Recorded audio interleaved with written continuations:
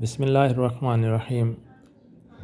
اس video میں 6 الفاظ وہ دیے گئے ہیں جو قرآن پاک میں 2267 بار یعنی 2267 بار استعمال ہوئے ہیں۔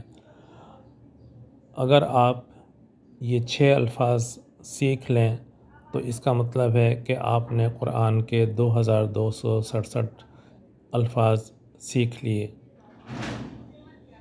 یہ الفاظ ہیں ان، ان، کأن، لیکن، لعل، لیت۔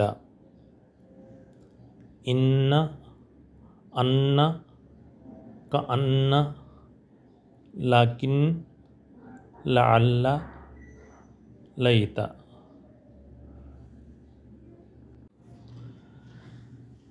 مطلب کے اعتبار سے انا کا مطلب اور انا کا مطلب بے شک ہوتا ہے۔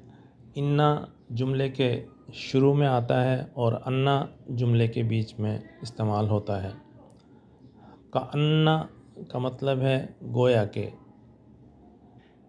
لیکن یا لیکن کا مطلب لیکن ہے، اور لعل شاید، امید یا تمنا کے لیے استعمال ہوتا ہے۔ لیتا یہ بھی کاش، امید اور تمنا کے معنوں میں استعمال ہوتا ہے۔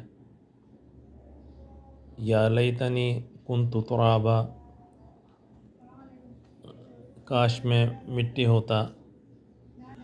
انا للہ و انا الیہ راجعون میں لفظ انا جملے کے آغاز میں استعمال ہوا ہے۔